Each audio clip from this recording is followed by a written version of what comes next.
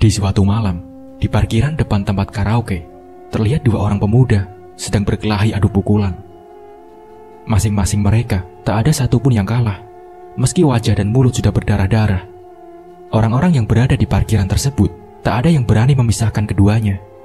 Dan tak jauh dari kedua pemuda itu, ada seorang wanita yang menangis, histeris, berteriak memohon agar keduanya menghentikan perkelahian fisik tersebut. Namun teriakan si wanita nampaknya tak terdengar sedikit pun oleh kedua pemuda yang tengah berkelahi itu. Hingga beberapa saat kemudian, datanglah tukang jaga parkir dan menyiram keduanya dengan seember air. Lalu setelah itu, ia menarik salah satu pemuda dan membawanya menjauh dari kerumunan orang-orang tersebut. "Bikin malu kau ya, berkelahi dan berkelahi terus. Mau jadi apa kamu, hah?" bentak tukang parkir itu sembari membuka topi hitam yang sedari tadi bertengger di kepalanya. Wajahnya tampan dan memiliki alis yang tebal, bulu mata yang lentik, bibir yang bagus, serta hidung yang mancung. Tatapannya tajam dan sinis. Dia yang duluan, Bang," jawab pemuda itu yang ternyata adalah adik dari si tukang parkir berwajah tampan itu. "Apapun alasannya, aku tidak mau tahu. Yang pasti, kau sudah melanggar perjanjian kita. Kau pantas dihukum. Lalu kau lebih suka jika mati dibunuh orang itu tanpa perlawanan, hah? Kau itu masih kecil. Kau tidak tahu apa yang sudah kulewati selama ini untuk membuat kita berdua tetap hidup.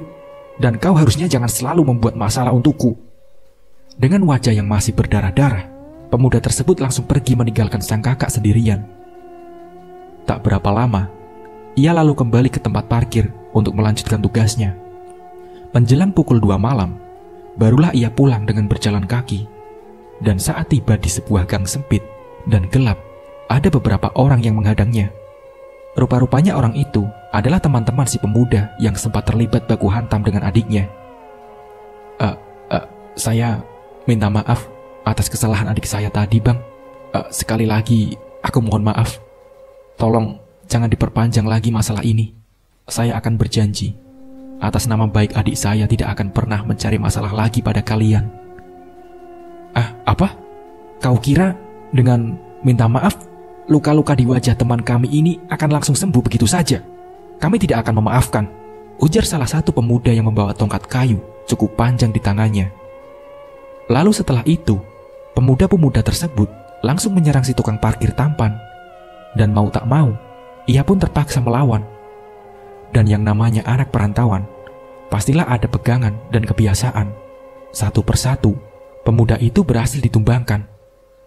Setelah semuanya lengah, barulah ia berlari terbirit-birit untuk kabur, karena badannya sudah berdarah-darah akibat sayatan benda tajam ataupun terkena paku yang masih menancap. Saat sudah tiba di depan kantor polisi, barulah ia bisa bernapas lega. Ia duduk di salah satu jembatan kecil yang ada di depan kantor polisi dan mulai membasuh lukanya meski terasa sangat perih. Ia juga minum dari air yang mengalir di bawah jembatan tersebut.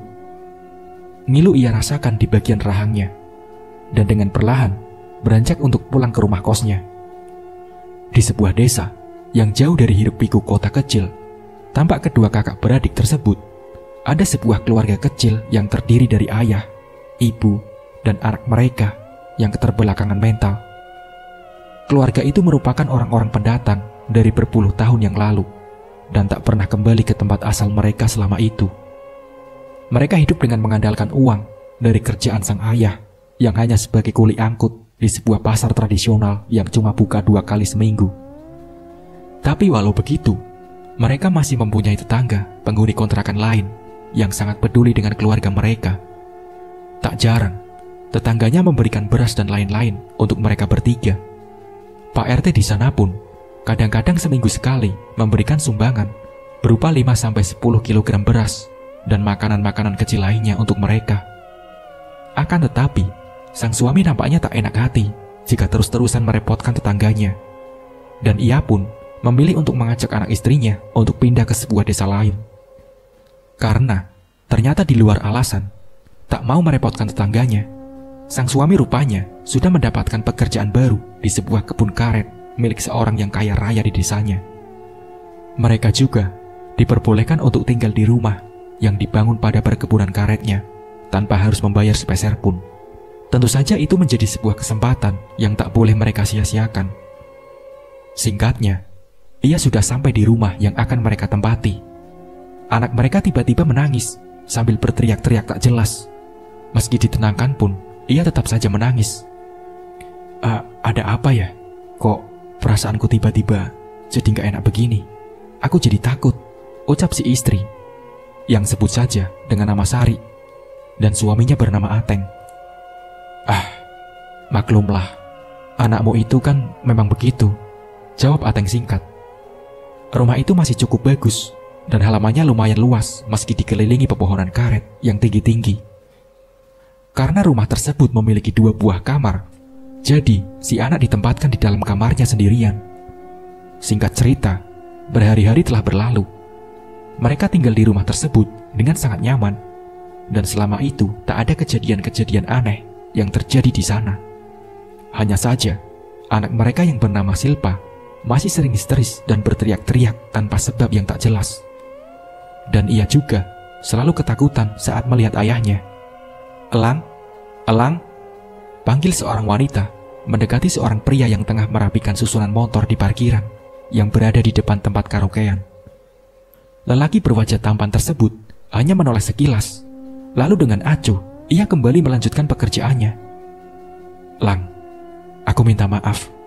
Aku butuh uang untuk adik-adikku, Lang. Aku terpaksa melakukan itu. Isaknya berdiri di dekat si lelaki yang merupakan adalah abang dari pemuda yang terlibat perkelahian beberapa hari lalu. Buat apa minta maaf? Itu kan sudah menjadi pilihanmu, dan sekarang kita jalani saja seperti yang sudah kita janjikan, jawab Elang dengan suara yang sedikit serak. Aku tidak mau seperti itu. Aku masih ingin bersama kamu, Lang. Karena untuk melupakanmu terlalu sulit bagiku. Kumohon kau mengerti, Lang. Isak perempuan yang rupanya adalah kekasih Elang. Elang menghela nafas panjang. Ia bimbang dengan keputusannya. Apakah ia harus mempertahankan wanita itu, ataukah memutuskan hubungan dengannya? Karena seperti yang Elang tahu, wanita itu kembali terjun ke dunia hitamnya, yang dulu sempat ia tinggalkan saat mulai berpacaran dengan Elang, hanya demi pundi-pundi rupiah. Elang pun kecewa dengan keputusan kekasihnya itu dan memutuskan untuk pergi. Namun ia tak tega jika sudah melihat butiran-butiran air mata mengalir di wajah perempuan cantik itu. Elang mengusap air matanya yang jatuh ke pipi kekasihnya sambil berkata, "Jangan diulangi lagi ya, apapun alasannya," ucapnya lembut. Jadi kau memaafkan aku, Lang?" kata kekasihnya. Elang pun mengangguk sambil tersenyum. Wanita cantik itu lalu mengecup pipi Elang, dan saat beberapa kendaraan masuk ke halaman parkir, si wanita itu ikut membantu Elang untuk mengatur barisan motor tersebut. Hari itu, Elang pulang sekitar pukul 5 sore. Karena rupanya teman seprofesi Elang datang lumayan cepat. Wanita yang bernama Harni tersebut menyerahkan kunci kendaraannya pada Elang. Lalu mereka berdua pun pulang menuju ke rumah kontrakan Harni. Tidak lupa, mereka singgah di salah satu warung sate dan membungkus 2 porsi untuk dibawa pulang. Sesampainya mereka di rumah kontrakan Harni, terlihat beberapa perempuan yang berada di teras rumah tersebut tersenyum-senyum ke arah Elang. Saat Elang membalas senyum mereka, Harni langsung menarik tangan Elang untuk masuk ke dalam kamarnya. Brak! Suara pintu tertutup dengan keras. "Kan aku sudah bilang kalau jangan balas senyum-senyum mereka. Aku takut nanti kamu malah tergoda sama mereka," kata Harni sedikit manja. Elang pun tersenyum. Sifat manja Harni inilah yang sudah ia rindukan seminggu terakhir ini. Harni lalu menyiapkan piring dan air es untuk mereka makan. Mereka bercanda dan tertawa penuh rasa bahagia, karena rasa sudah cukup lama mereka tak melakukan hal itu lagi. Selesai makan, Elang membersihkan dirinya di dalam kamar mandi milik Harni. Karena Elang sering berkunjung ke sana, jadi ada beberapa lembar baju dan celananya yang berada di dalam lemari baju Harni. Setelah mengenakan baju bersih, Elang duduk sambil menonton televisi di atas kasur sembari menunggu Harni yang sedang mandi. Pacaran di antara keduanya bisa terbilang sehat, karena mereka tak pernah sekalipun melakukan hubungan dewasa. Meski Elang tahu siapa Harni, dan bagaimana kehidupan masa lalu Harni. Prinsipnya cuma satu, jika mencintai, maka jangan pernah merusaknya. Harni merebahkan kepalanya di paha Elang, sambil memainkan jari jemari milik lelaki tampan itu. "Kamu dapat salam dari Ines?" ucap Harni. Elang pun tersenyum, lalu mencubit gemas pipi kekasihnya.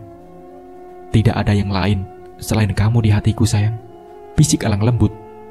"Lang, apa kamu serius padaku?" tanya Harni. "Ya, bila tabunganku sudah cukup untuk melamarmu, aku akan segera melamarmu," kata Elang. Pasti emangnya?" tanya Harni lagi. "Ya pasti," jawab Elang. Tiba-tiba, obrolan keduanya terpotong oleh suara ketukan pintu kamar. Harni beranjak dan pergi ke arah pintu. Saat ia membuka pintu, ternyata seorang laki-laki yang sedang mabuk langsung menyelonong masuk ke dalam tanpa permisi. Elang mengerutkan keningnya, sementara wajah Harni terlihat gugup. "Siapa dia, Her?" tanya Elang. Aku tidak tahu, Lang," jawab Harni. Bagaimana mungkin kau tidak tahu? Sementara laki-laki itu tahu persis di mana letak kamarmu. Aku kecewa padamu, Her. Aku kira kau tulus padaku, tapi nyatanya kamu sampah." Setelah berkata seperti itu, Elang langsung pergi meninggalkan Harni bersama laki-laki yang berada di dalam kamarnya. Elang pun tak menyangka jika kisah percintaannya harus berakhir karena pengkhianatan. Air matanya jatuh di sepanjang jalan perjalanan pulang. Namun kejadian naas menimpanya. Ia tertabrak motor saat akan menyeberang jalan. Untungnya, pengemudi mobil tersebut adalah orang yang bertanggung jawab dan segera melarikan pria itu ke rumah sakit terdekat. Elang tak sadar diri selama seminggu dan hanya terbaring lemas di kasur rumah sakit. Ega, sang adik terpaksa harus menggantikan kakaknya bekerja di tempat parkir dan berhenti menjadi pengamen jalanan. Minggu-minggu berlalu, setelah melewati proses pengobatan yang cukup panjang, akhirnya Elang perlahan-lahan mulai membaik. Meski ia berjalan masih harus menggunakan tongkat penyangga. Hari itu, ia sudah bisa keluar dari rumah sakit dan dijemput oleh bapak-bapak yang membawanya ke rumah sakit sekaligus adalah orang yang telah menabraknya. Kedua kakak beradik tersebut juga dia ajak untuk ikut bekerja di peternakan sapi dan kambing miliknya yang berada di sebuah desa. Tentu saja kedua kakak beradik itu menerima tawaran tersebut dengan senang hati, karena akan mendapatkan penghasilan yang tetap setiap bulan atau minggunya. Di perjalanan, mereka melihat pepohonan karet berjejer di sisi kanan dan kiri jalan, sangat asri dan indah di siang hari, namun akan terasa menyeramkan bila di malam hari. Sosok bapak yang tengah menyadap karet di dekat jalan nampak menatap lekat ke arah mobil, dan ternyata itu adalah Ateng. Beberapa saat kemudian, mereka tiba di peternakan yang lokasinya lumayan jauh dari perkampungan. Di dalam rumah itu, semuanya sudah saya siapkan, mulai dari tempat tidur, selimut, makanan, kompor, dan selengkapnya. Rumput untuk makanan ternak akan datang sehari sekali di sekitar jam 8 atau 9 pagi. Dan kalian harus memberi makan mereka sebanyak 3 kali sehari, kata bapak tersebut. Baik pak, kami mengerti. Oh iya pak, sepertinya di sini cukup terawat. Apakah sebelum kami juga ada penjaga lain yang tinggal di sini? Tanya Ega. Iya, kakek Darsim dan nenek Lia, juga seorang anak gadis mereka, yaitu almarhum Zainab, kata bapak tersebut. Apa pak? Almarhumah? Tanya Ega. Iya, anak mereka sudah meninggal setelah beberapa hari sebelum mengaku diperkosa oleh sosok makhluk aneh dengan tubuh tinggi dan berwarna hijau. Tapi entahlah, saya pun tidak percaya dan tidak mengerti dengan hal-hal gaib seperti itu, kata bapak itu. Meninggalnya di mana pak? Kata Ega lagi. Oh ya, saya harus segera pulang karena sudah ada janji dengan salah satu teman. Semua yang kalian butuhkan juga sudah siap dan lengkap. Jadi saya permisi dulu ya, katanya seperti sedang menyembunyikan sesuatu dari Elang dan Ega. Setelah bapak itu pergi, keduanya pun masuk ke dalam, melihat-lihat setiap ruangan di rumah tersebut. Namun saat pintu dapur yang mengarah langsung ke kandang kambing dibuka, tiba-tiba tercium bau busuk menyengat hidung. Ega hampir muntah dibuatnya. Ia segera menutup kembali pintu itu. "Bang, abang, di situ bau banget, bang. Apa mungkin ada kambing yang mati?" tanya Ega pada abangnya. "Ah, masa? Coba kamu periksa dulu ke sana," suruh Elang. Setelah beberapa saat, Ega kembali. Gak ada apa-apa, bang. Kambingnya sehat-sehat semua." Elang mengangkat bahunya. Karena kondisi Elang yang baru saja pulih, jadi malam itu Ega lah yang memasak makanan untuk mereka berdua. Sementara Elang masih tiduran di dalam kamar. 2 butir telur ayam ia pecahkan ke dalam piring, lalu dikocok dengan campuran bawang serta garam, digoreng dengan minyak yang sudah dipanaskan. Ega juga memasak mie instan untuk dijadikan sayur makan mereka malam itu. Saat sedang asik memasak, terdengar suara keretakan lantai yang memang terbuat dari kayu tersebut. Dan sesaat kemudian, sebuah tangan menyentuh pundaknya. Namun Ega biasa saja, karena mengira tangan itu milik Elang, abangnya. "Kenapa, bang?" tanya Ega seraya menoleh ke belakang. Dan anehnya, di situ tak ada siapa-siapapun selain dirinya sendiri. Loh, Ega sedikit kebingungan.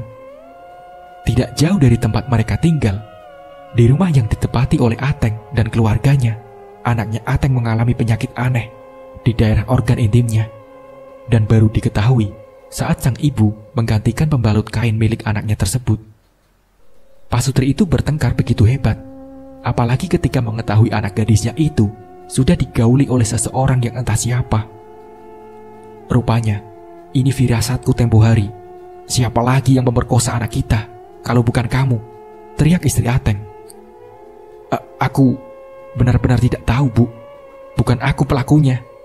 Mana mungkin aku melakukan hal sekecil itu pada anakku sendiri, jawab Ateng. "Lalu siapa?" "Cuma kamu laki-laki yang ada di sini," bentak istrinya. Pertengkaran keduanya terhenti ketika Ateng memilih untuk pergi dari hadapan istrinya. Dalam kegelapan malam, ia berjalan tak tentu arah. Selesai makan, Ega dan Elang mengobrol cukup lama. Dan rasanya masa-masa seperti itu sudah lama tak pernah mereka rasakan lagi, dikarenakan keduanya selalu sibuk bekerja hingga tengah malam. Dan sekarang mereka berdua merasa cukup beruntung karena tak lagi harus panas-panasan dan pulang malam, serta tak perlu lagi berkelahi dengan anak-anak jalanan lainnya. Ternyata musibah itu tidak selamanya mendatangkan kesialan, tapi juga bisa mendatangkan keberuntungan seperti yang kita rasakan sekarang ya, Bang, ucap Ega tersenyum. Elang cuma bisa geleng kepala mendengar ucapan adiknya itu. Dan tiba-tiba terdengar suara teriakan melengking dari arah luar yang mengagetkan kedua kakak beradik tersebut. Ega mengedarkan pandangannya ke sana kemari, dan lagi-lagi suara teriakan itu kembali terdengar. Suara kambing, ayam, dan sapi saling bersaut-sautan, menimbulkan suara gaduh yang teramat sangat. Mau tak mau, Ega harus keluar untuk memeriksa hewan-hewan ternak tersebut. Ia mengambil parang dan obor untuk menuju ke peternakan yang tidak begitu jauh dari rumah itu. "Abang, tunggu di sini saja ya," katanya sebelum pergi. Setelah adiknya pergi, Ega bergegas berjalan perlahan dengan kaki terpincang-pincang ke arah pintu dapur untuk melihat adiknya dari pintu yang mengarah langsung ke kandang kambing tersebut. Gak? Aman gak?" tanya Elang. Aman, Bang," jawab Ega. Ega mengecek satu persatu kandang, dan saat Elang menatap ke suatu sudut yang gelap di dekat kandang kambing, ia melihat sosok putih dengan rambut yang menjuntai panjang hingga menutupi punggung. Namun saat mata Elang berkedip, sosok itu sudah menghilang. Sementara Ega masih sibuk mengecek di sekitar kandang, terdengar suara ketukan dari arah pintu utama yang memaksa Elang harus pergi membukakan pintu.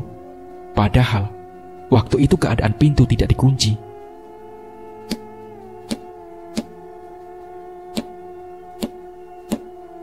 Ketukan itu lambat, lalu pintu pun terbuka. Seorang laki-laki berdiri sembari menatap Elang dari atas sampai ke bawah. Mau cari siapa, Pak?" Tanya Elang yang agak risih ditatap oleh lelaki itu.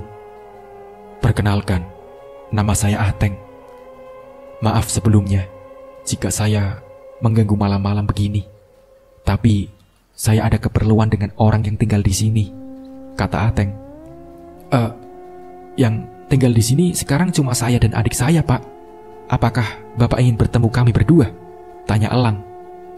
Saya kesini mencari kakek Darsim. Kalau tidak ada ya sudahlah, terima kasih, kata Ateng kembali. Elang pun mengangkat bahunya, lalu menutup pintu dan berjalan pelan ke arah dapur.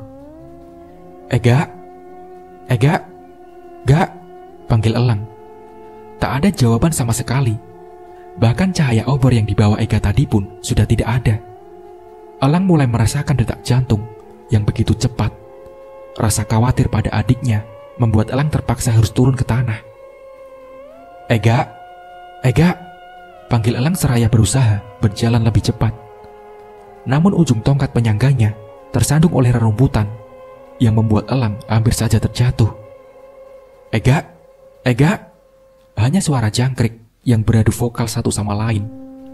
Elang terus berjalan, memasuki rimbunya pepohonan dengan terus memanggil nama Ega.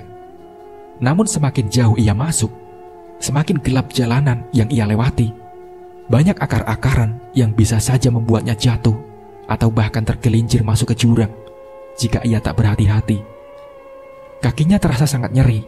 Ditambah lagi banyak duri-duri yang menusuk di telapak kakinya. Ega, Gak, teriak Elang setengah putus asa. Elang terduduk di bawah sebuah pohon. Ia pun menangis sejadi-jadinya. Ia merasa gagal menjaga adik yang merupakan satu-satunya keluarga yang dia punyai saat itu. Elang tak tahu apa yang sudah terjadi pada adiknya. Kenapa Ega menghilang begitu saja? Ada apa ini? Apakah ini ada hubungannya dengan sosok putih itu yang ia lihat sebelumnya? Tak terasa, malam semakin larut. Elang pun diserang rasa kantuk yang perlahan-lahan membuatnya mulai tertidur. Bang, bangun bang, panggil seseorang. Elang pun membuka matanya, dan betapa kagetnya dia ketika melihat sang adik berada di hadapannya. Ega, ucapnya berkali-kali seraya memeluk erat sang adik. Kenapa abang ninggalin rumah? Semalaman aku mencari abang berjalan, mutar-mutar hutan. Untung sekarang ketemu. Abang bikin khawatir, tahu nggak? Sungut Ega. Elang terlihat seperti orang linglung. Ia menatap sekeliling tempat ia berada saat itu. Aku mencari kamu, Gak. Kau tak menyaut saat aku panggil. Aku khawatir terjadi sesuatu, makanya aku langsung pergi mencarimu. Yang benar bang, aku sama sekali gak mendengar kalau abang memanggilku. Aku kira abang tidur. Taunya pas aku masuk, abang sudah tidak ada di dalam rumah, kata Ega. Ya sudah bang, kita kembali ke peternakan. Sebentar lagi rumput akan datang. Lanjutnya seraya membantu Elang untuk berdiri.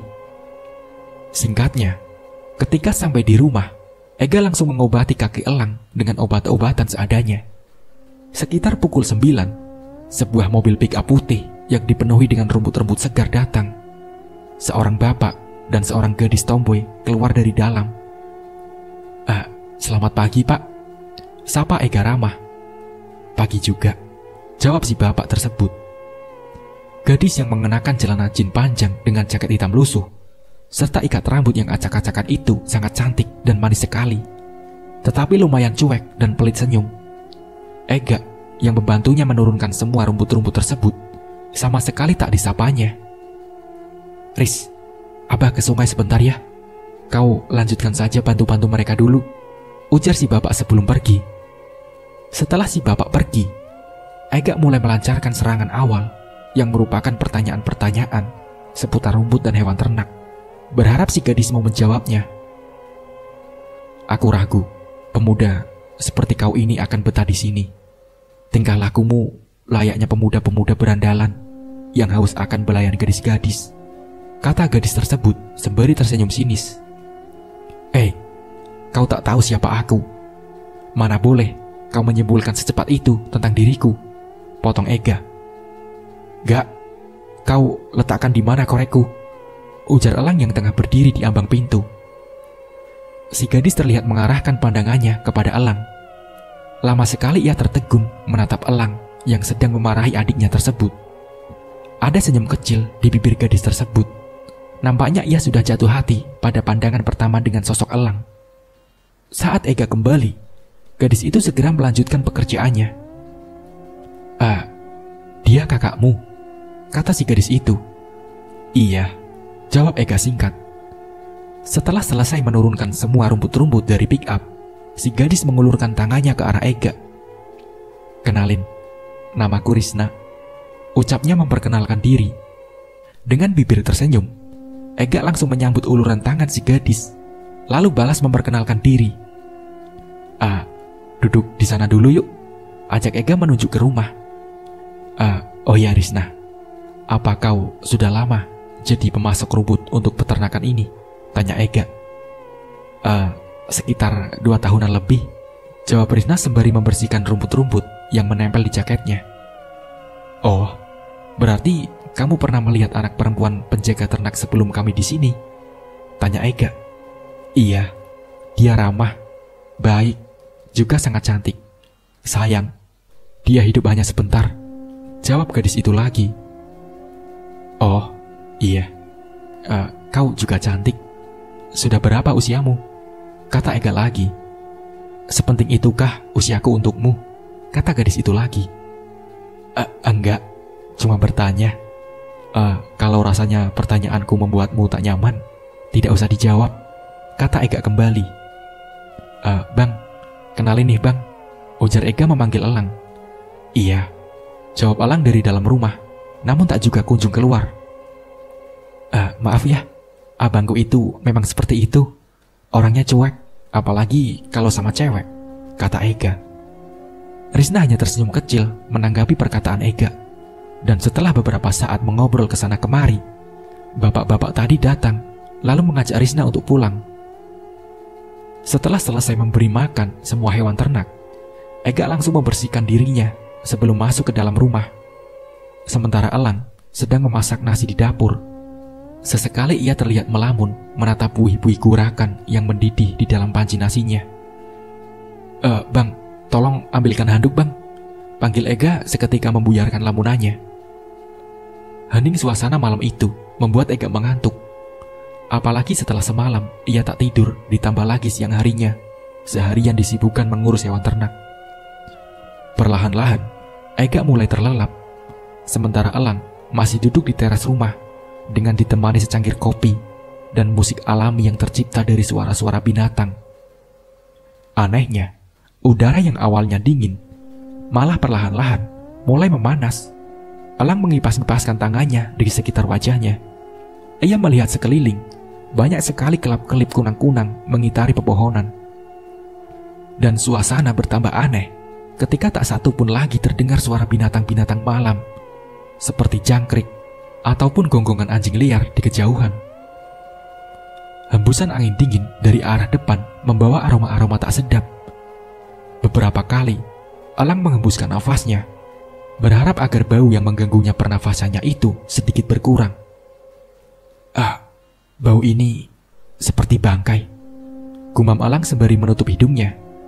Karena dirasa bau busuk tersebut tak hilang, akhirnya Elang memutuskan untuk masuk ke dalam rumah. Ia merebahkan dirinya sambil mengipas-kipas tubuhnya dengan tutup toples. Perlahan-lahan tapi pasti, matanya mulai terpejam. Di antara sadar dan tidak, Elang merasa seperti sedang diendus oleh sesuatu di bagian wajahnya. Namun saat ia membuka matanya, tak ada siapapun di sekitarnya. Merasa itu hanyalah mimpi. Akhirnya Elang kembali melanjutkan tidurnya. Dan kali ini, saat ia mulai tertidur lagi, Elang mulai mendengar suara seorang wanita yang tengah bernyanyi di dekatnya. Dengan agak kesal, Elang pun membuka matanya sembari bangun. Di sudut ruangan, ia melihat seorang wanita mengenakan gaun berwarna putih yang sedang duduk menghadap dinding. Kau siapa? Tanya Elang.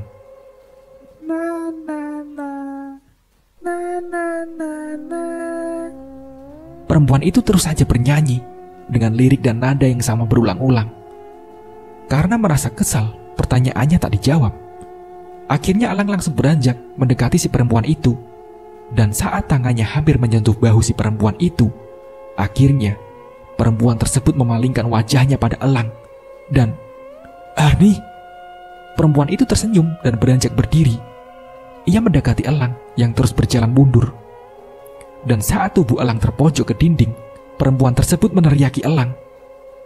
"Kenapa? Kenapa kau tinggalkan aku?" teriaknya dengan suara lantang. Kulit wajahnya perlahan-lahan terkelupas dan berdarah. Kedua bola matanya pun pecah dan cairannya mengenai wajah Elang. Wajah Harni benar-benar menjadi tak berbentuk, hanya menyisakan tengkorak yang memiliki sedikit rambut. Dan tiba-tiba jerit Elang terbangun dari tidurnya. Saat tahu yang ia alami hanya sebuah mimpi, Elang menghela nafas lega. Ia mencoba mengatur nafasnya. Lalu bersamaan dengan itu, kepalanya menjadi pening. Elang melihat Ega, sang adik, masuk dan mengutak-atik tas miliknya. Lalu mengambil pisau yang entah sejak kapan berada di dalam tasnya. Ega, kau mau apa, hah?" bentak Elang. Namun bentakan dari sang kakak tak membuat Ega menghentikan langkahnya. Ia tetap keluar sambil memegang pisau. Elang yang khawatir dengan adiknya itu pun langsung beranjak dari tempat tidur dan berusaha mengejar adiknya. Anehnya di sini adalah kakinya Elang yang harusnya masih sakit tiba-tiba sembuh. Ia bisa berlari mengejar Ega. Akan tetapi, saat akan keluar dari pintu, tubuh Elang seperti terhalang oleh dinding transparan hingga membuatnya tak bisa untuk keluar. Rasa pening di kepalanya semakin menjadi. Saat ia memejamkan matanya, terdengar jelas suara dari Ega tengah memanggil-manggil nama Elang. Cerita ini beralih dari sudut pandang Ega. Setelah berhasil mengikat tubuh Elang dan menyiramnya dengan air, Ega berusaha menyadarkan sang kakak yang seperti sedang kerasukan tersebut. Segala cara yang ia ketahui sudah ia terapkan untuk menyadarkan si kakak. Tapi nampaknya sama sekali tak membuahkan hasil. Saat Elang kembali mengamuk dan hampir berhasil melepaskan ikatan di tubuhnya, Ega terpaksa harus menampar sang kakak dengan sangat keras. Tak! Darah segar mengalir dari bibir Elang. Sesaat kemudian, Elang merasa seperti tubuhnya ditarik oleh sesuatu dengan sangat kencang. Dan, syukurlah, kau sadar bang, ujar Ega. Beberapa kali, Ega mengerjap-ngerjapkan matanya, berharap kalau semuanya sudah kembali normal. Ega, iya bang, aku Ega. Setelah merasa itu benar-benar abangnya, Ega pun langsung melepaskan ikatannya. Ada apa? Kenapa aku diikat? Beberapa pertanyaan keluar dari mulut Elang. Ia nampak bingung dengan apa yang sebenarnya terjadi. Abang mengamuk, bahkan hampir saja membunuhku. Lihat, abang dengan sengaja melukaiku, jawab Ega sembari memperlihatkan lukanya. Elang menggelengkan kepala. Mana mungkin ia melakukan kekerasan kepada adik tersayangnya. Beberapa kali Elang memukul-mukul kepalanya dengan tangan, berharap akan mengingat apa yang sudah terjadi. Namun tak satu pun yang ia ingat selain kejadian yang ia alami di mimpinya tadi. Aku tidak ingat. Aku gila. Aku benar-benar sudah gila, ujar Elang semakin kuat memukul-mukul kepalanya. Bang, sudah bang. Aku tidak menyalahkan abang, bentak Ega sembari menahan kedua tangan Elang. Aku merasakan hal-hal aneh setelah tinggal di sini. Bahkan rasanya aku hampir gila, ucap Elang dengan suara serak. Bukan kau saja bang. Jujur, aku juga merasakan keanehan-keanehan itu. Apa mungkin sesuatu yang mengganggu kita itu ingin menyampaikan sesuatu pada kita? Perempuan itu mirip Harni bang. Dia juga ada ketika malam itu kau sedang memeriksa kandang ternak. Tapi entahlah, apakah itu adalah sosok yang sama atau bukan. Aku tidak tahu, ucap Elang. Harni pacar abang itu. Tapi yang aku lihat bukan dia bang. Jangan-jangan yang mengganggu abang bukan sosok yang kulihat itu, lanjut Ega. 1 minggu telah berlalu. Keadaan mulai sedikit membaik ketika Ega dan Elang memutuskan untuk tidur sekamar. Namun kadang-kadang, Elang masih mendengar suara-suara perempuan yang sedang bernyanyi atau melihat penampakan-penampakan sepintas yang berwujud sosok perempuan. Hari itu rumput datang sangat terlambat, sekitar pukul 4 sore. Dan terpaksa, Ega dan Elang mencari rumput sendiri di sekitar hutan, agar hewan-hewan ternak yang mereka jaga tidak mati kelaparan. Maaf ya, aku terlambat, karena ada tetanggaku yang meninggal. Akhir-akhir ini di desa memang banyak sekali kasus pemerkosaan yang dilakukan oleh makhluk tak kasat mata. Entahlah, aku tak tahu makhluk jenis apa itu. Yang pasti, hampir 7 orang anak gadis yang meninggal setelah mengaku diperkosa oleh sosok berwarna hijau. Orang-orang di desaku setiap malam berjaga, namun tetap saja ada korban, cerita Risma. Apa? Makhluk bertubuh hijau? Sahut Elang seraya mendekati Risna dan Ega. Kau sendirian kesini, Ris? Apa tidak takut? Tanya Ega. Ya, aku takut. Tapi mau bagaimana lagi? Kami bertahan hidup dari sini, sementara ayahku sakit, jawab Risna sembari memalingkan wajahnya. Ia tak mau air matanya yang jatuh terlihat oleh Ega dan Elang. Risna, kau tadi mengatakan makhluk hijau. Apa jangan-jangan itu adalah sebuah pesugihan? Aku punya teman, orang luar pulau. Kata dia, di tempatnya ada pesugihan yang namanya kolor hijau. Dan syaratnya itu korban memang harus diperkosa. Tapi tidak ada syarat korban itu harus perawan.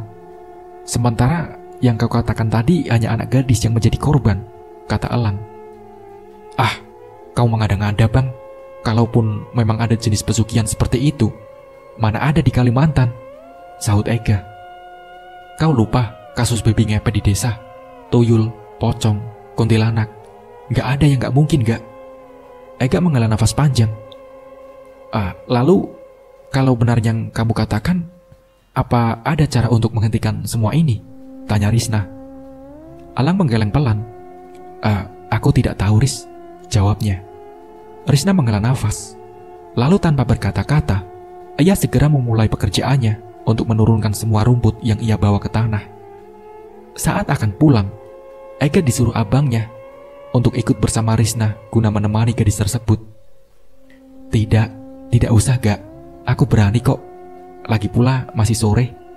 Nanti kau tidak bisa pulang, ucap Risna. Ega akan mengantarmu sampai keluar ke jalanan. Dari situ, Ega akan pulang dengan berjalan kaki, potong Elang. Risna mengangguk dan keduanya pun naik ke dalam mobil pick-up yang perlahan mulai meninggalkan halaman. Elang segera membereskan rumput-rumput untuk hewan ternak. Dari kejauhan, terlihat ada sepasang yang tengah memperhatikannya. Hingga akhirnya, pemilik mata tersebut langsung berlari ke arah Elang. Elang pun kaget dan refleks menjatuhkan rumput-rumput yang ia bawa dan segera memasang kuda-kuda. Namun setelah melihat seorang ibu-ibu yang datang, akhirnya Elang menarik nafas lega. Mau cari siapa, Bu? Tanya Elang pelan. Tolong anakku, isak ibu tersebut. Memangnya anak ibu kenapa? Kata Elang. Diperkosa, kata ibu itu lagi. Mendengar kata diperkosa, Elang terlihat panik. Di mana anak ibu sekarang? Kata Elang. Di rumah, jawab ibu itu. Sekarang, ibu tunjukkan rumahnya di mana? Tanya Elang. Ibu itu ternyata adalah Sari, istrinya Ateng. Itu pun langsung bergegas berlari menuju ke rumah perkebunan karet yang ia tempati bersama anak dan suaminya. Diikuti oleh Elang yang juga ikut berlari. Meski kakinya belum sembuh total, rasa sakit dan nyeri di kakinya tak lagi ia hiraukan. Singkatnya, mereka sampai di rumah yang ditempati oleh keluarga Ateng. Saat Elang masuk ke dalam rumah, matanya tertuju pada seorang laki-laki yang tempo hari pernah datang ke rumah peternakan. Dan terlihat anak dari Ateng dan Sari sudah dalam keadaan tak bernyawa. Ibunya menangis sejadi-jadinya. Sedih, sakit, sesak. Semua yang ia rasakan saat itu berubah menjadi satu dalam tangisan. Nafas Elang pun turun naik. Ia tak bisa berkata-kata. Dan hal yang paling memilukan adalah ketika jenazah anak mereka diangkat, kasurnya sudah dipenuhi dengan darah dan nanah, membuat sesak elang yang menyaksikannya. Pasangan suami istri itu lalu saling menyalahkan satu sama lain, tanpa memperdulikan elang yang ada di situ. "Diam, diam!" teriak elang. "Orang tua macam apa kalian ini, ha? Hanya bisa saling menyalahkan. Anak kalian tak akan bisa hidup kembali, walau kalian berdua bertengkar sampai saling bunuh sekalipun," bentak elang. Keduanya pun terdiam. "Malam itu, mau apa sebenarnya Bapak datang mencari kakek Darsim?" tanya elang. "Karena anak gadis mereka juga diperkosa. Aku ingin tahu apakah yang terjadi pada anakku sama dengan yang terjadi pada anak mereka. Hanya itu," jawab Ateng. "Kaulah yang memperkosa anakku," teriak Sari tak terkontrol. "Aku ayahnya, mana mungkin aku berbuat seperti itu pada anak kandungku sendiri," balas Ateng. Sudah. Sekarang aku tanya, apa alasan ibu menuduh kalau ayahnya sendirilah yang telah memperkosa anak kalian? Tanya elang. "Karena setiap melihat ayahnya, anakku selalu ketakutan, histeris," jawab istri Ateng. Elang berpikir sejenak. Lalu beberapa saat kemudian ia berkata, "Apa kalian tahu kalau di desa banyak sekali kasus pemerkosaan terhadap anak gadis yang kemungkinan pelakunya sama? Saya menaruh curiga kalau sebenarnya ada yang melakukan pesugihan kolor hijau di kampung ini," kata elang. Apa? Pesugihan?" gumam Ateng dengan nafas yang turun naik tak beraturan. Keesokan harinya, saat Risna datang ke peternakan mengantar rumput, elang langsung menghampirinya. "Bisa kau antar aku ke kota?" tanya elang. Maksud kamu?" tanya Risna tak mengerti. Bisa atau tidak?" ujar elang balik bertanya. Risna terlihat bingung, tak tahu harus menjawab apa. "Tapi jelaskan dulu untuk apa ke kota," ucapnya kemudian. "Aku ingin menemui temanku. Ada yang perlu aku bicarakan, penting sekali," kata elang lagi. "Iya, tapi masalah apa dulu?" Aku tidak bisa menjawab iya atau tidak kalau kau sendiri tidak mengatakan alasannya secara jelas," kata Risna. "Bang, biar aku yang menjelaskan padanya," potong Ega. Sementara elang masuk ke dalam rumah untuk mengambil tas beberapa peralatan yang mungkin ia butuhkan saat di perjalanan. Beberapa saat kemudian, ia keluar lagi. "Bang, abang," panggil Ega. Elang pun mendekat. "Baiklah, aku akan mengantarmu. Tapi sebelum malam kita sudah harus pulang. Karena kalau tidak, orang tuaku pasti akan mencariku," kata Risna. Kita izin dulu ke rumahmu. Karena aku tidak bisa menjanjikan kita pulang sebelum malam atau malah lewat tengah malam," ucap elang. Aku pasti tidak akan diizinkan," potong Risna. "Kau adalah orang asing bagi kami. Kami mengenalmu hanya dari peternakan ini. Bagaimana mungkin orang tuaku akan mengizinkan aku pergi bersama denganmu? Apalagi dengan maraknya kasus pemerkosaan di sini. Sudah dapat kupastikan, aku tak akan diizinkan," lanjut Risna. Elang menghela nafas panjang. Jarak dari desa ke kota terbilang sangat jauh. Apa mungkin mereka akan kembali sebelum malam?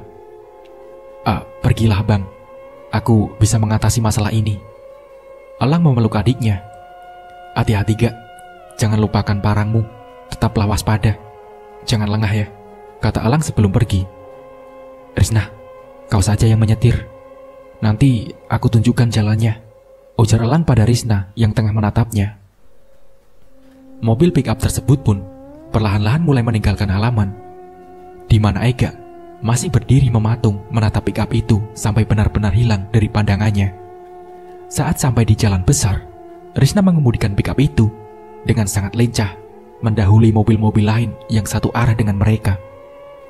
"Risna, apakah pemilik peternakan yang kami jaga itu orangnya kaya raya?"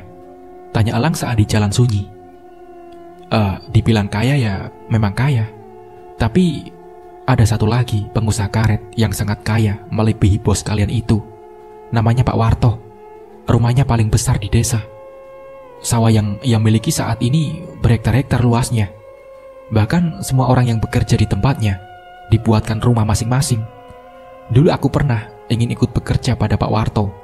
Namun aku takut saat berada di rumahnya. Besar, tapi terkesan menyeramkan, cerita Risna sembari bergidik.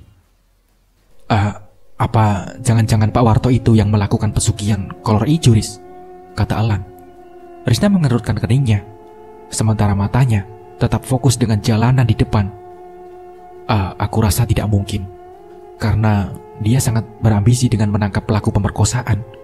Dan dia juga yang membayar orang-orang di desa untuk berjaga-jaga setiap malam, jawab Risna. Tapi bisa saja kan itu hanya kedok? Iya sih, jangan berburuk sangka, gak baik, potong Risna.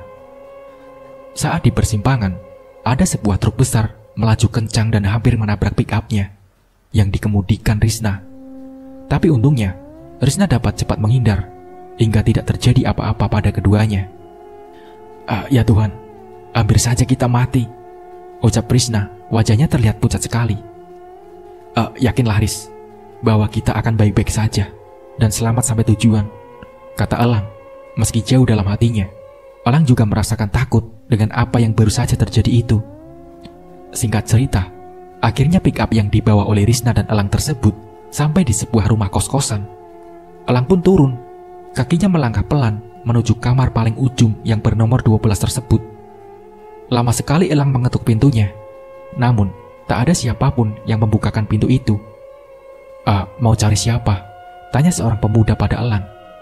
Apa ada orang tinggal di sini? Kata Elang. Sudah pindah sekitar 2 hari yang lalu, jawab pemuda tersebut. Astaga, kamu tahu kemana pindahnya? Tanya Elang lagi.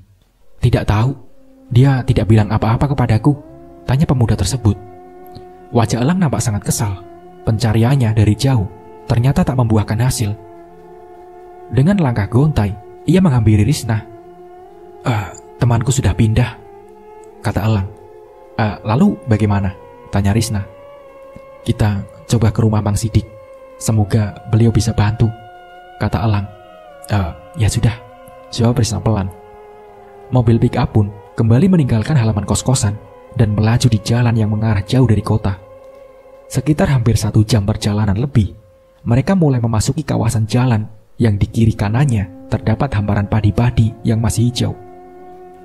Stop Riz, stop. Rumahnya di sana. Kita hanya bisa berjalan kaki ke sana, kata Elang. Tak banyak bicara, Risna langsung menepikan mobil tersebut lalu turun. Risna tersenyum melihat hamparan padi-padi yang masih hijau. Lalu keduanya berjalan di galangan sambil sekali mengobrol serius. Sekitar beberapa menit berjalan, akhirnya mereka sampai di rumah yang berada di tengah sawah milik Mang Sidik tersebut. Keduanya disambut dengan hangat dan ramah oleh Mang Sidik dan istrinya. Lalu tanpa basa-basi, Elang langsung mengutarakan maksud kedatangannya ke tempat itu. Aku juga pernah mendengar ritual pesugihan itu, Lang, ucap Mang Sidik. Masalahnya, Mang, di desa yang saya ceritakan tadi, sudah banyak sekali gadis-gadis perempuan yang jadi korban. Apakah Amang tahu bagaimana cara menangkal atau menyudahi semua teror itu? Tanya Elang. Cari dan tangkap pelaku ritual tersebut, Lang. Dengan begitu, teror akan berakhir dan tak akan ada lagi korban yang berjatuhan, kata Mang Sidik. Caranya gimana, Mang? Tanya Risna memberanikan diri. Konon, kolor itu sangat takut dengan bambu kuning, dan kita bisa membuat penangkalnya dari bambu kuning tersebut. Kalian pasti tahu bambu kuning kan? Kata Mang Sidik. Iya, Mang, saya tahu, ucap Elang. Sementara Risna menggeleng pelan. Di desaku tak ada bambu seperti itu, Lang, ucap Risna. 3 kilometer dari rumahku ini ada banyak sekali bambu kuning. Kalau kalian mau, ambillah sebanyak yang kalian butuhkan. Nanti bambu-bambu itu ditaruh di depan rumah atau pintu, agar makhluk tersebut tidak berani masuk, kata Mang Sidik. Elang pun mengangguk. Kalau begitu, kami berdua minta bambu kuning tersebut ya, Mang, yang tadi Amang katakan saja. Kebetulan teman saya ini membawa pick up, jadi kami bisa digunakan untuk memuat cukup bambu-bambu itu, kata Elang. Baiklah kalau begitu, jangan buang waktu lagi. Lebih baik kita segera berangkat sebelum malam, ujar Mang Sidik. Singkat ceritanya, Elang, Risna, dan dibantu Mang Sidik sudah berkali-kali mengangkut bambu-bambu kuning itu yang mereka tebang ke dalam pick up. Meski jarak yang mereka tempuh cukup jauh, namun kedua anak muda itu nampaknya begitu semangat sehingga mampu melawan rasa lelahnya. Menjelang Isya, barulah pekerjaan mereka selesai. Saat akan pamit pulang, Mang Sidik malah memukul punggung Elang dengan bambu tamiang. Sontak Elang menjerit kesakitan, yang tentu menarik perhatian Risna. Buka bajumu, suruh Mang Sidik yang mau tak mau terpaksa harus dituruti oleh Elang. Masih dalam kebingungannya, Elang merasakan Mang Sidik menempelkan tangannya di punggung Elang, lalu seperti sedang mengambil sesuatu, kemudian melemparnya. Sudah, kalian boleh pergi, ucap Mang Sidik kemudian. Elang menatap Risna yang juga terlihat kebingungan. Kami pamit pulang, Mang. Nanti kapan-kapan kami akan kemari lagi. Terima kasih ya, Mang, sudah membantu kami, ucap Elang dan Risna bersamaan. Sama-sama. Semoga kalian berhasil menangkap pelakunya ya, Lang. Mang Sidik tersenyum seraya melambaikan tangannya. Perlahan-lahan, pick up yang dikemudikan Risna itu pun membelok dan meninggalkan tempat tersebut. Jalanan malam itu begitu lengang. Tak banyak percakapan antara keduanya. Kamu lapar gak, Ris? Tanya Elang saat mereka melewati warung di pinggir jalan. Rasanya takut akan dimarahi ayahku lebih kuat ketimbang rasa laparku, Lang, jawab Risna sambil tersenyum. Maaf ya, Ris, aku melibatkanmu dalam masalah ini, tapi aku berjanji akan membela kamu jika nanti orang tuamu marah. Aku siap memasang tubuhku jika ayahmu ingin memukulmu, ucap Elang lembut. Raut wajah Risna seketika berubah malu-malu. Sikap tomboynya mendadak hilang. Ia begitu salah tingkah mendengar ucapan Elang, laki-laki yang sudah dari awal pertama telah mengambil hatinya. Stop, sebentar, Ris. Tolong, Ris, ada sesuatu yang menggigit punggungku, ujar Elang. Seraya memperlihatkan punggungnya pada Risna. Ya Tuhan, punggungmu memar, Lang, membiru. Kenapa bisa begini? Kata Risna bergetar. Mungkin kena rotan Mang Sidik tadi, Ris, jawab Elang seraya menutup kembali punggungnya. Tapi tadi pukulan Mang Sidik pelan sekali, Lang. Mana mungkin bisa membekas seperti ini, bantah Risna yang memang melihat kejadian itu. Elang tidak bisa berkata-kata. Apa yang dilihat Risna sangat jauh berbeda dengan yang Elang rasakan saat Mang Sidik memukulnya tadi. Rasanya seperti dipukul dengan kekuatan penuh. Bisa bayangkan sendiri betapa sakit dan pedihnya terkena pukulan rotan yang dipukulkan dengan sekuat tenaga. Kau tak apa, Lang? Masih sakitkah punggungmu? Tanya Risna nampak khawatir. Sudah tidak, jawab Elang singkat. Sengaja ia berbohong agar Risna tetap fokus mengemudi. Saat sampai di daerah perkebunan karet, terlihat kabut tebal memenuhi jalan. Lampu mobil seakan tak mampu menembus kabut tersebut. Dan tiba-tiba, Risna menatap Elang dengan tatapan ketakutan. Mungkin itu hanya binatang, Ris. Teruskan saja, ujar Elang. Sembari menghela nafas panjang, Risna terus melajukan mobilnya hingga keluar dari kabut. Saat akan berbelok ke arah peternakan, secara kebetulan cahaya lampu mobilnya mengarah ke pinggir jalan. Dan di sana berdiri sosok laki-laki misterius mengenakan celana pendek berwarna hijau tanpa mengenakan baju. Dada Risna bergerak turun naik dengan cepat. Ia sangat ketakutan melihat sosok tersebut. Lang, ucapnya. Iya, aku juga melihatnya, Ris. Jangan berhenti, Ris. Aku ada di sampingmu. Elang terus mengelus-ngelus tangan Risna untuk menenangkan gadis itu. Saat sampai di peternakan, terlihat 2 buah sepeda motor terparkir di halaman rumah. Itu ayahku, Lang, ucap Risna bergetar. Tenang, jangan gugup. Aku akan bicara pada ayah kamu, kata Elang. Deru mesin mobil membuat orang-orang yang berada di rumah tersebut keluar. Mereka berdiri menatap dengan tatapan tajam, sementara Ega berdiri di pojokan dengan wajah yang menunduk. Aku kira kau pemuda baik-baik. Tidak menyangka kau akan membawa anak gadis orang sampai selarut ini, tanpa izin pula, ujar bapak-bapak yang merupakan bos dari Elang dan Ega. Maafkan saya, Pak, Bu. Saya melakukan ini terpaksa karena keadaan mendesak. Saya ingin menyudahi teror yang ada di desa ini, jawab Elang. Bagaimana caranya kau menyudahi teror itu? Apa dengan cara membawa kabur anak gadisku? Ujar ibunya Risna. Kami ke kota menemui orang yang bisa dan mengerti dengan hal-hal gaib.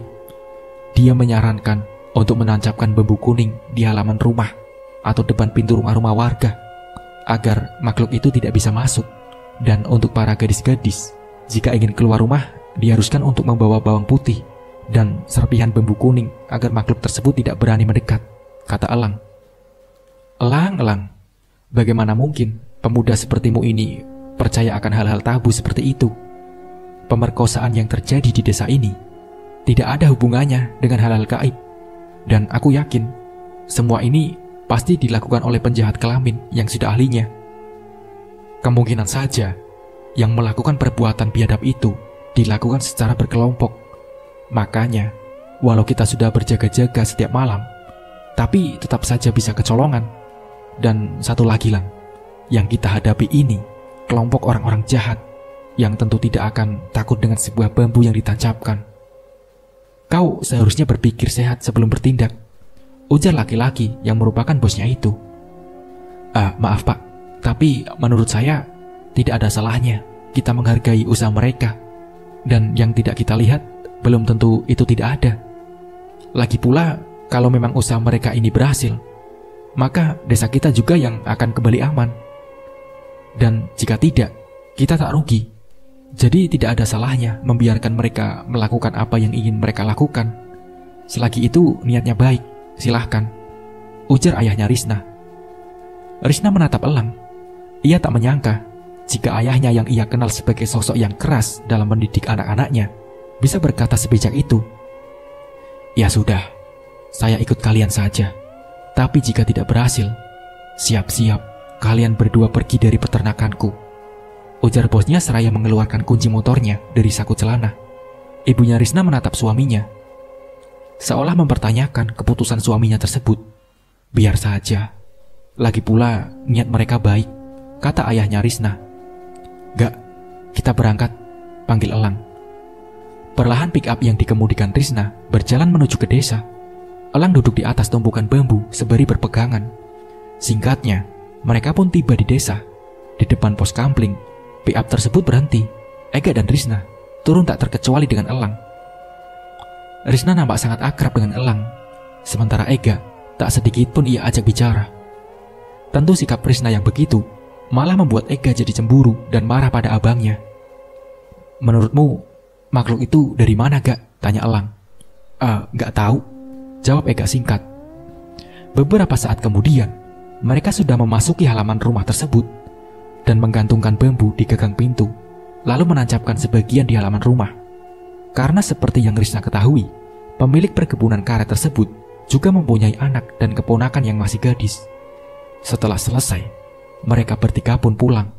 Risna pulang ke rumahnya, sementara Elang dan Ega terpaksa harus menunggu sampai pagi di pos kampling. Kau suka sama Risna kan? Tanya Ega. Tentu saja, orangnya baik, jawab Elang.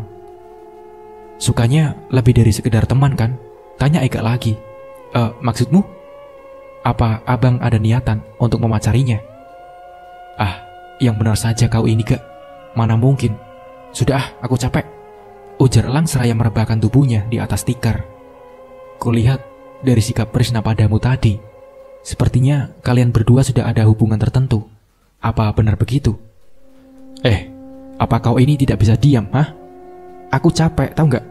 Pengen tidur sebentar pun diganggu. Kalau mau bahas masalah perempuan nanti saja, bentak Elang yang sudah mulai memejamkan matanya. Ega yang masih labil itu pun akhirnya emosi dan malah mengajak duel abangnya. Ega pun termenung. Ia mengingat kilas balik kehidupan mereka berdua dulu. Elanglah yang menjadi sosok ayah juga sekaligus ibu bagi Ega. Ia rela dipukuli teman-teman seprofesinya demi sesuap nasi yang ia bawa pulang untuk Ega. Dan tak seharusnya hanya gara-gara perempuan, Ega malah menantang berkelahi dengan kakaknya itu. Tapi untuk meminta maaf, Ega merasa sedikit gengsi. Akhirnya, keduanya pun tertidur dengan tubuh saling memunggungi satu sama lain. Sekitar pukul 8 pagi, Risna dan ayahnya datang. Risna memberikan rantang berisi makanan untuk keduanya. Elang yang awalnya ramah pada Risna malah menjadi cuek dan pelit senyum pada gadis itu. "Lang," panggil Risna. "Iya," jawabnya tanpa menoleh dan tetap asik mengunyah makanannya. Apa kau marah padaku?" tanya Risna. Marah? Tidak." Ega yang duduk dan jauh dari abangnya itu pun mendeham. Abangku gak marah sama kamu, Ris. Dia marah padaku," kata Ega. Beberapa saat setelah selesai makan, Elang diajak ayahnya Risna untuk berbicara secara empat mata. Betulkah yang Risna ceritakan tentang makhluk itu, Lang?" tanya ayahnya Risna. Iya pak, kata Mang Sidik memang begitu," jawab Elang. "Saat aku lewat di jalan depan rumahnya, bambu yang kalian taruh di dalam besar pemilik perkebunan karet itu sudah mereka cabut dan dibuang ke sisi jalan," kata ayah Risna. "Tapi bisa jadi mereka mengira bambu-bambu yang kami taruh di rumah mereka itu hanyalah ulah dari orang-orang iseng. Lagi pula mereka kan tidak tahu, dan juga kami tidak meminta izin sebelumnya," ujarnya. "Ya, kurasa begitu. Karena tidak mungkin rasanya keluarga itu melakukan pesugihan," kata ayah Risna. Matahari semakin meninggi ketika mereka sampai di peternakan. Saat Risna dan ayahnya pulang, kedua kakak beradik tersebut langsung membersihkan diri ke sungai lalu tidur. Elang masih tertidur ketika Ega sudah bangun untuk memberi makan hewan ternak dengan rumput. Elang nampaknya tertidur dengan sangat lelap. Sampai-sampai ia mendengkur di siang bolong begitu. Karena itu Ega enggan untuk membangunkannya. Kira-kira sekitar pukul 8 malam, Elang bangun dari tidurnya. Di sampingnya sudah tersedia telur goreng campur mie dan sepiring nasi yang sudah mulai dingin. Dan terlihat Ega sudah tidur dengan begitu pulas. Setelah mencuci muka, Elang langsung menyantap makanan yang sudah disiapkan oleh adiknya itu. Walau menunya sangat sederhana, tapi Elang sangat lahap memakannya. Setelah makan, Elang membuat segelas kopi dan duduk di teras rumah, menikmati pemandangan malam di peternakan. Sekitar setengah jam duduk, Elang mulai merasa kehidupannya kembali normal, karena ia sudah tak lagi merasakan hal-hal aneh yang berada di sekitarnya. Bahkan mimpi buruk pun tak lagi ia rasakan. Suara jangkrik bersahutan menciptakan sebuah irama yang membangkitkan hasrat Elang untuk bernyanyi. Ketika Elang sedang bernyanyi, ada suara hewan ternak riuh terdengar. Elang langsung beranjak dari duduknya, dan tanpa menunggu lama lagi, Elang langsung berjalan mengendap-endap ke arah kandang-kandang ternak itu. Siapa itu?" teriak Elang seraya menerobos masuk ke dalam kandang. Seorang laki-laki misterius dengan hanya mengenakan celana dalam terlihat sedang memakan salah satu kambing di kandang tersebut. Namun karena banyaknya kambing-kambing yang panik berlarian di dalam kandang, akhirnya laki-laki misterius itu berhasil kabur. Elang yang tak mau kehilangan jejak langsung menerobos keluar lewat celah kandang yang lumayan lebar.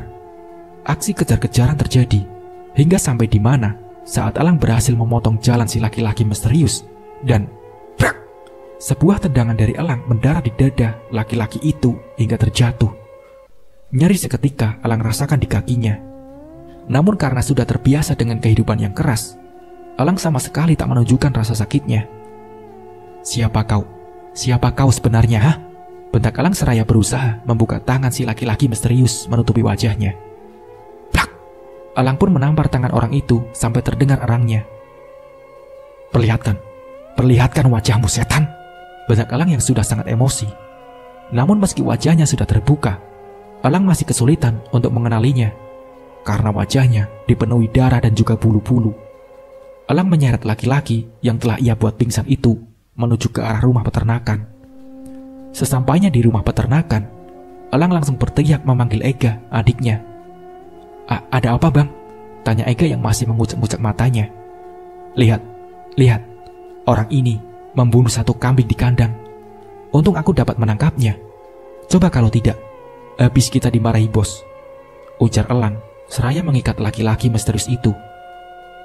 Motifnya apa, Bang? Kok bisa?" tanya Ega. Ambil air dulu, Gak. Aku penasaran dengan orang ini," suruh Elang. Ega langsung bergegas masuk ke dalam rumah untuk mengambil air di dapur. Dan setelahnya, ia berikan seember air tersebut pada Elang. Elang pun menyiramkan air itu tepat di wajah orang itu hingga ia tersedak. Abang kenal dengan orang ini?" tanya Ega. Elang menggeleng. "Kita tunggu sampai pagi. Siapa tahu Risna mengenali orang ini," ujar Elang. Kambing yang sudah mati dengan bagian perut yang sudah lenyap itu diletakkan oleh Ega di dekat laki-laki misterius. Sementara Elang terus menanyai orang itu dengan sedikit memaksa dan ancaman. Namun meski begitu, orang tersebut tak juga mau buka suara. Kau bisu atau apa? Jawab pertanyaanku," bentak Elang. Sudah bang, jangan dipaksa. Kita biarkan saja sampai besok. Siapa tahu Risna kenal," kata Ega seraya menggandeng Elang untuk masuk ke dalam rumah. "Jangan ditinggal Gak, jangan. Nanti dia kabur." Keesokan harinya, Risna dan ayahnya datang untuk mengantar rumput. Ayah Risna nampak kaget ketika melihat seseorang terikat di teras rumah peternakan yang ditinggali oleh Elang dan Ega tersebut. Lang, ada apa ini Lang?" kata ayahnya Risna. Ini kambing. Dibunuh dan dimakan hidup-hidup oleh orang ini, Pak. Saya berusaha sekuat tenaga tadi malam untuk menangkap setan ini. Sampai-sampai kaki saya pun kambuh lagi sakitnya," jawab Elang. Ayahnya Risna mengangkat wajah si lelaki misterius itu yang tengah menunduk tersebut. "Wanto?" kata ayah Risna, nampak terkejut setelah tahu siapa orang itu. Bapak kenal?" Bukan kenal lagi, Lang. Orang ini sering berbuat ulah di desa ini," saut Risna. Wanto, kenapa kau memakan kambing ini hidup-hidup? Hah?" tanya ayah Risna. Aku disuruh, Pak," jawab orang yang terikat itu. "Siapa yang menyuruh? Bodohnya, kau mau disuruh memakan hewan yang masih hidup begitu?" ujar ayah Risna seraya memukul kaki laki-laki bernama Wanto tersebut. "Ampun, Pak, ampun. Saya dibayar mahal untuk melakukan ini semua, Pak." Kalau begitu, katakan siapa yang menyuruhmu," bentak Elang.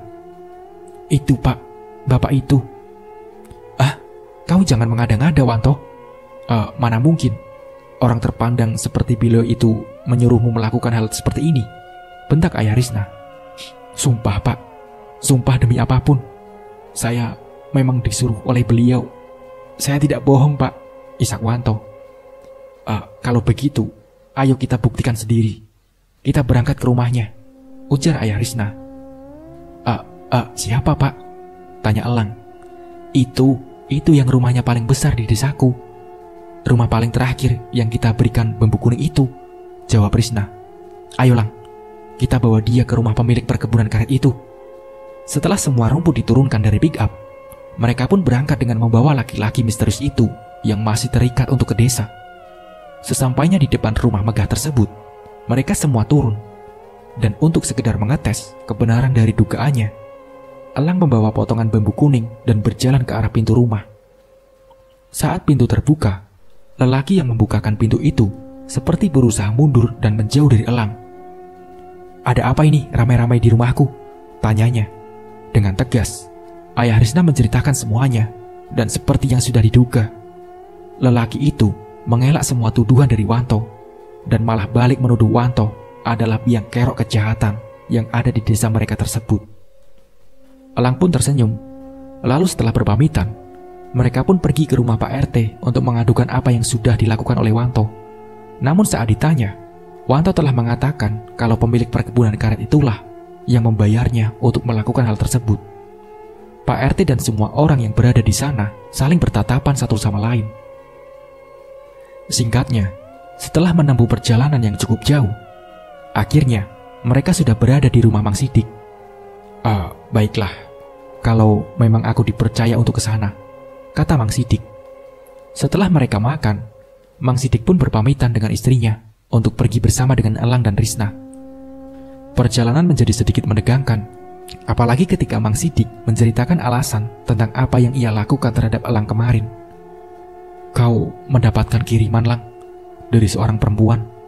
Sosok itu berwujud perempuan dengan gaun putih dan wajah yang tak memiliki kulit dan rupa. Hanya tengkorak yang sedikit memiliki rambut. Makhluk itu dikirim untuk membuatmu gila," cerita Mang Sidik. Risna pun bergidik. Namun begitu, ia tetap fokus untuk menyetir. Tak terasa, mereka akhirnya sampai di desa. Tepat di jalan depan rumah Pak RT, mereka turun. Mang Sidik disambut hangat oleh orang-orang di sana. Malam ini, aku akan ikut berkeliling di desa ini. Kurasa malam ini makhluk itu akan kembali mengincar salah satu gadis di desa ini. Ujar Mang Sidik membuat para ibu-ibu nampak khawatir. Aduh, yang benar saja Pak. Kalau begitu, lebih baik kita pulang saja Bu. Ujar salah satu ibu-ibu yang berada di situ. Suruh anak-anak gadis kalian memegang bawang putih. Jangan dilepas sampai esok pagi, ujar Mang Sidik. Setelahnya, satu persatu, orang-orang yang berada di sana pun pulang. Tinggallah Mang Sidik, Pak RT, Elang, Ega, dan Ayah Risna. Malam itu, saat akan bersiap-siap berangkat ke pos kampling, Mang Sidik mengeluarkan sesuatu dari dalam tasnya. Benda berbentuk botol berisi minyak berwarna hitam itu, ia oleskan ke tangan dan alisnya. Setelah semua orang yang akan ikut ronda itu sudah kumpul, Mang Sidik membagi menjadi 3 kelompok, yang di dalamnya berjumlah masing-masing 3 orang, sementara Pak RT dan 1 orang warga lainnya disuruh untuk berjaga-jaga di pos kampling. Lalu ketiga kelompok itu pun berangkat ke arah yang saling berlawanan. Kelompok 1 ada Mang Sidik dan 2 warga. Kelompok kedua ada Ega, Ayah Risna, dan warga lainnya. Sementara kelompok ketiga ada Elang dan 2 warga. Setelah sekitar sepersekian menit berjalan, salah satu orang kelompok Elang mengaku melihat sesuatu di rimbunan kebun singkong. Lalu dengan penuh keberanian, Elang masuk ke kebun singkong tersebut, diikuti 2 orang warga yang juga satu kelompok dengannya. Namun setelah dicari-cari, tak ada apapun di sana. Hanya ada jejak kaki yang memiliki jari-jari yang sangat besar dan panjang. Dan entah milik siapakah jejak kaki tersebut. Teriakan salah seorang warga dari dalam rumah yang dilewati oleh Ega dan yang lainnya membuat mereka bertiga segera berlari ke arah rumah. Teriakan minta tolong semakin menjadi dari dalam rumah yang membuat Ayah Risna menyuruh Ega untuk segera mendobrak pintu. Brak! Entah karena kuat di hadapan calon mertua atau karena memang pintunya yang sudah rusak, dengan sekali dobrakan saja pintu kayu itu berhasil terbuka. Di dalam sebuah kamar terlihat seorang ibu-ibu dan anak gadisnya yang sudah setengah telanjang berada di sana. Tanpa aba-aba, Ega langsung melompat, turun dari jendela, dan berlari mengejar sesuatu yang ia sendiri pun tak tahu seperti apa wujudnya. Woi, siapapun itu, berhenti jadi pengecut. Kalau kau berani hadapi aku bangsat, teriak Ega dengan nafas yang ngos-ngosan. Keluar, hadapi aku. Akan kupotong kelamin sialanmu itu, setan. Dan tiba-tiba, dari balik pohon besar di belakang Ega, terlihat sosok tinggi besar dengan kulit berwarna hijau. Matanya tajam menatap ke arah Ega. Taring makhluk itu begitu jelas terlihat. Suaranya membuat Ega menoleh, dan beberapa saat kemudian, Ega berjalan mundur. Ia menelan ludahnya yang tiba-tiba terasa getir. Ega teringat dengan apa yang dikatakan Mang Sidik tadi sebelum berangkat. Ia pun memegang bambu kuat-kuat serta daun kelor yang ada di tangannya. Sosok itu tetap tak bergeming. Ia diam saja di tempatnya berdiri. Suara itu terdengar yang entah berasal dari mana. Namun tiba-tiba tubuh Ega terhempas beberapa meter ke belakang, dan secara bersamaan sebuah pukulan telak mengenai kakinya yang membuat Ega menjerit kesakitan. Seorang laki-laki merebut bambu dan daun kelor yang berada di tangan Ega, lalu melemparnya jauh-jauh. Ya Tuhan, tolong saya, ucap Ega bergetar. Itu adalah doa pertama baginya setelah bertahun-tahun terakhir tak pernah lagi melakukan hal itu. Dan entah bagaimana Ega bangkit. Ia berusaha menghindari serangan-serangan dari lelaki yang memukulnya tadi.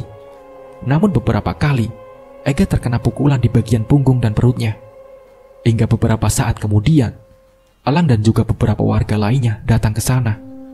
Melihat adiknya berdarah-darah dan terluka seperti itu, ia langsung mengejar orang tersebut, dan warga pun juga tak tinggal diam. Mereka ikut memukuli laki-laki itu dan menyeretnya ke desa. Serta yang lebih mengejutkan lagi, lelaki itu ialah orang terpandang di desa mereka. yang memiliki berhektar-hektar luasnya perkebunan sawit dan persawahan. Elang memapa Ega dan dibantu oleh seorang warga. Sesampainya di pos kampling, Ega langsung dibawa ke rumah Risna untuk diobati. Sementara Pak RT dan beberapa warga lainnya terus mengorek pengakuan dari si pemilik perkebunan karet tersebut. Keesokan harinya, orang-orang beramai-ramai pergi ke rumah megah lelaki itu. Mereka menghancurkan setiap sudut rumah hingga tak bersisa. Sementara keluarga lelaki tersebut menangis melihat orang-orang desa yang secara beramai-ramai merusak rumahnya sampai tak bersisa. Tak ada lagi rumah megah di sana. Hanya ada puing-puing kosong yang berserakan. Surat-surat tanah dan perkebunannya dibakar habis hingga tak tersisa. Setelah itu, mereka sekeluarga diusir dari desa. Dan selepas itu, tak ada lagi yang tahu bagaimana kabarnya keluarga tersebut. Sementara Ega sudah mulai perlahan-lahan sembuh. Ia selalu ditemani oleh gadis cantik nan imut, sepupu dari Risna. Nampaknya Ega juga sudah mulai tertarik dengan gadis itu. Nah, seperti itulah ceritanya. Semoga cerita ini bermanfaat untuk kita semua dan bisa diambil pembelajarannya. Mungkin cukup sekian dari saya. Wassalamualaikum warahmatullahi wabarakatuh.